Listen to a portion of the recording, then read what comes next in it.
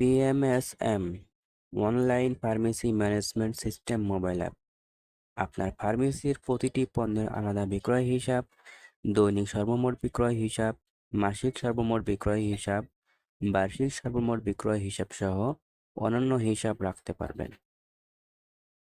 তো জেনে নিন কোন কোন হিসাব রেকর্ড থাকবে। তো চলে যাচ্ছি ড্যাশবোর্ডে।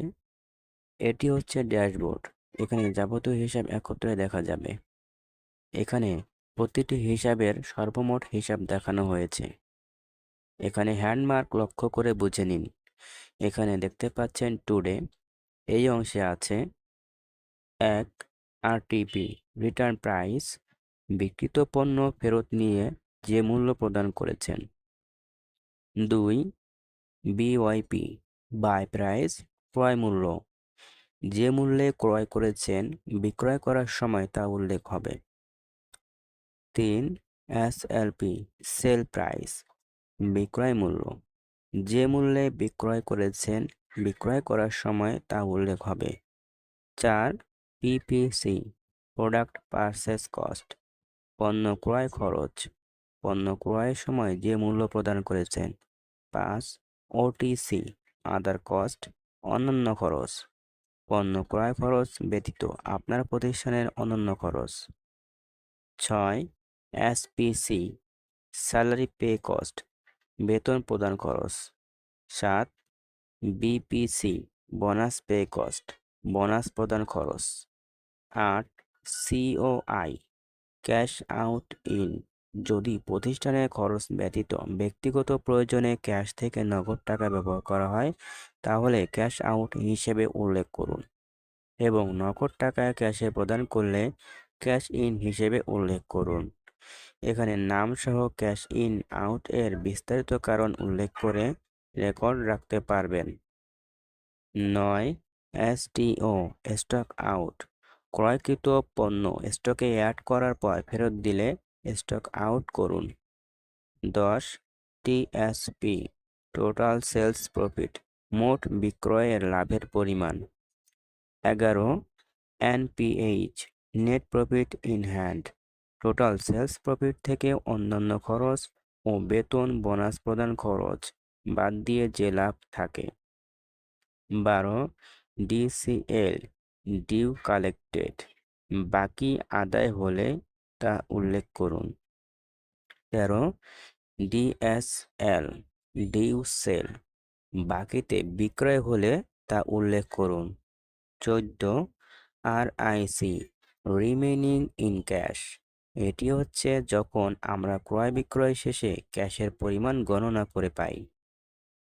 এই যাবতীয় হিসাব দিন, মাস, বছর এবং সর্বমোট এই 4টি ভাগে রেকর্ড থাকবে, এবং ড্যাশবোর্ডে শুধু আজকের, চলতি মাসের, চলতি বছরের ও সর্বমোট হিসাব দেখতে পারবেন। এবং বিগত দিনের হিসাব অল ডেজ এর মধ্যে দেখতে পারবেন। বিগত মাসের হিসাব অল মান্থ এর মধ্যে দেখতে পারবেন। বিগত বছরের হিসাব অল ইয়ার্স এর মধ্যে দেখতে পারবেন। এই রেকর্ডগুলি ডিলিট হবে না, আপনি চাইলে ডিলিট করতে পারবেন। 15 আনকালেক্টেড ডিউ, আপনার যদি বাকি লেনদেন থাকে তাহলে অনাদায় বাকির পরিমাণ দেখতে পারবেন। 16 স্টক অ্যাভেলেবল, এখানে আপনার স্টকের বর্তমান পরিমাণ, অর্থাৎ total market price, total buy price এবং প্রফিটেবল অ্যামাউন্ট পার্সেন্টেজ সহ দেখতে পারবেন। এখানে আরেকটি ফিচার দেখে নিন। এখানে টুডে অপশনে ট্যাপ করলে আজকের আইটেম ভিত্তিক সেলস রেকর্ড দেখতে পারবেন, অর্থাৎ কোন আইটেম কয়টা বিক্রি করেছেন, ক্রয় মূল্য কত ছিল এবং কত টাকায় বিক্রয় করেছেন তা দেখতে পারবেন। এবং এই রেকর্ড 5 দিন থেকে 30 দিন পর্যন্ত সেভ থাকবে, এরপর অটোমেটিক্যালি ডিলিট হয়ে যাবে। সেটিংসে যদি 5 দিন সিলেক্ট করে রাখেন তাহলে 5 দিন পর ডিলিট হয়ে যাবে, অর্থাৎ 1 তারিখের রেকর্ড 6 তারিখে ডিলিট হয়ে যাবে। আপনি সর্বোচ্চ 30 দিন সিলেক্ট করে রাখতে পারবেন। আবার এই একই রেকর্ড মাসিক ভিত্তিতেও করা হয়েছে, তো দেখে নিন এই রেকর্ডটিও। ড্যাশবোর্ডের একেবারে নিচে item based total sales and monthly sales records এই অপশনে দেখতে পারবেন।